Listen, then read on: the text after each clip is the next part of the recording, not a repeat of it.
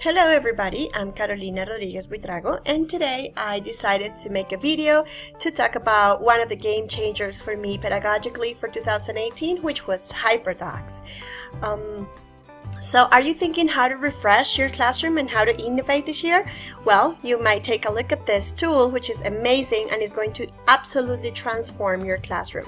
So today I'm going to tell you how I crafted autonomous learners by flipping my classroom with HyperDocs, and hopefully you can use that too and make the change in your own classroom. Are you ready? First of all, let me make a big shout out to the three ladies who created this amazing tool. They are Lisa Highfield, Sarah Landis, and Kelly Hilton. They are amazing educators. They are based in the United States, but the three of them are very available via Twitter. If you want to ask them questions, they will answer your questions right away. They will connect with you. So my strong suggestion is connect with them. They are amazing, and they created this great handbook, which is everything you need to start with the HyperDoc idea. So Lisa, Sarah, and Kelly, thank you very much for changing my classroom.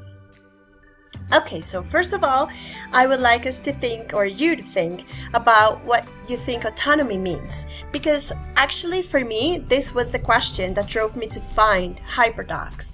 I wanted my students to become more autonomous. I wanted my flipped classroom to work better, and I tried a lot of tools, I tried a lot of activities, but then when I found this, it was like magic. So before listening to my own take on HyperDocs, I encourage you to go to the web and find your own understanding of it. Okay, so please pause the video and see you here in a while.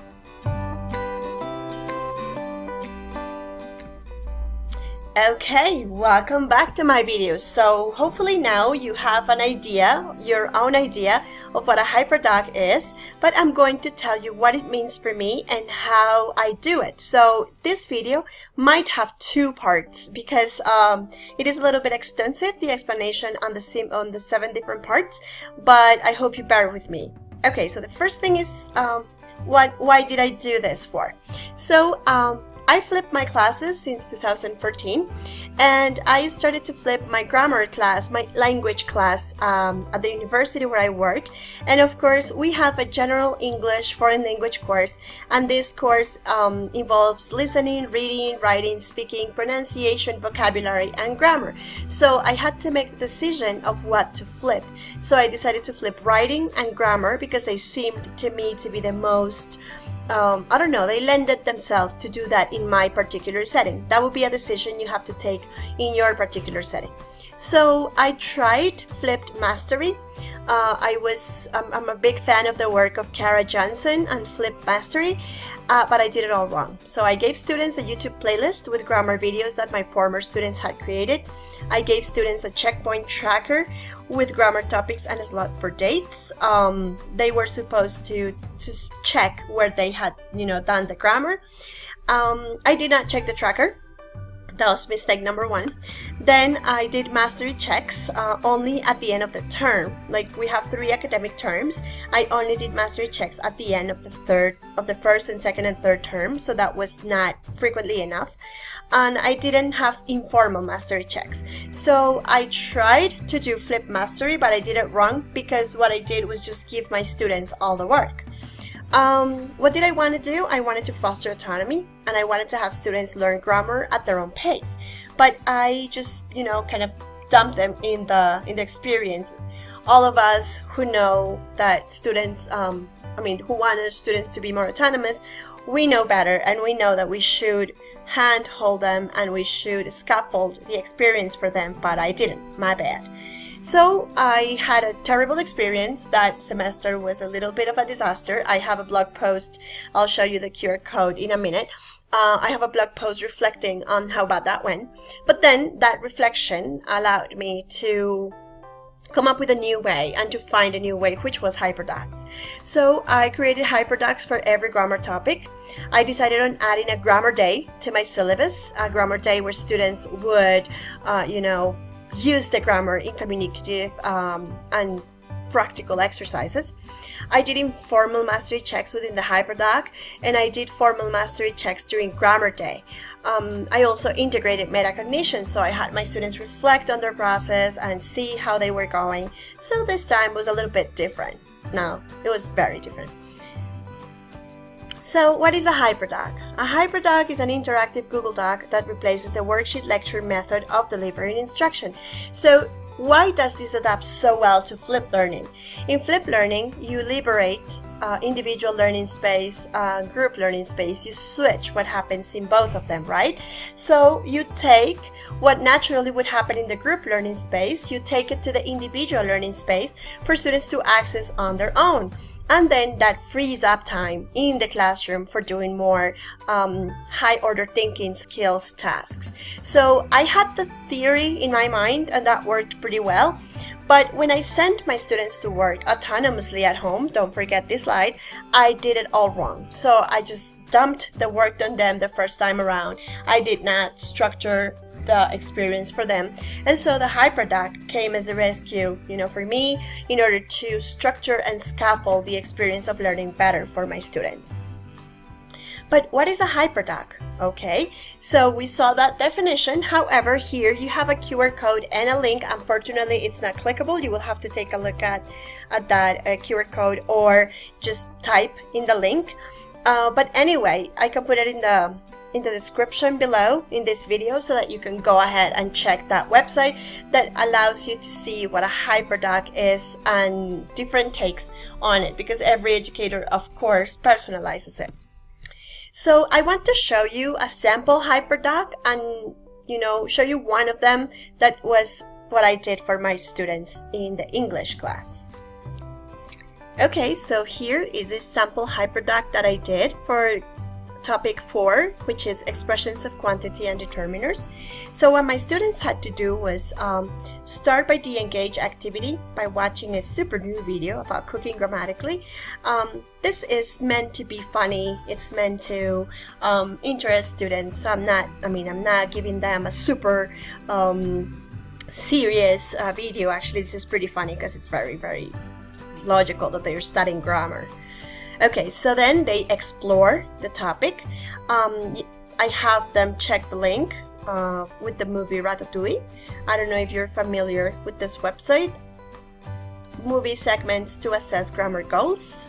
So they have different grammar topics connected to movies so that you can, okay, they have a problem there, so you can fix it. You can check it out and see if you can take a look at it. But they use grammar structures within movie settings, so it's pretty cool and interesting for our students. Then you can check, for example, here I give my students some recipes from real life, like the channel Tasty, I think is pretty explicit in terms of recipes and the use of quantities.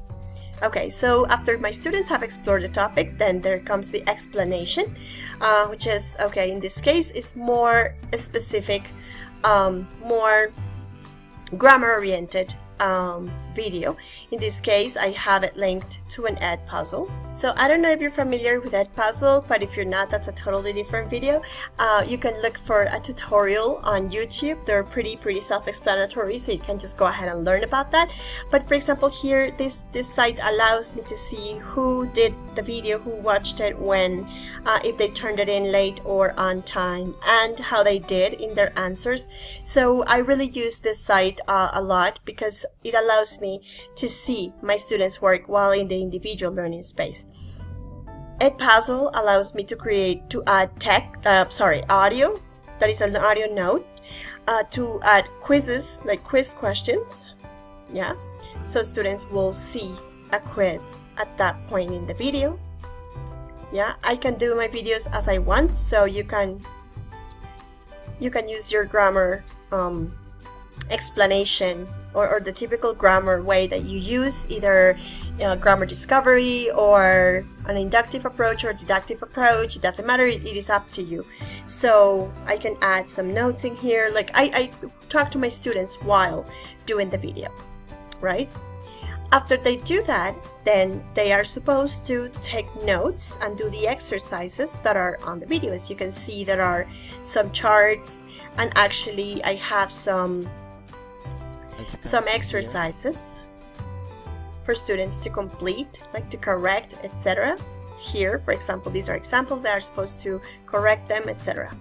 And then I have another explain part in the classroom. Since my students are future teachers, I have them do peer instruction using small whiteboards and markers.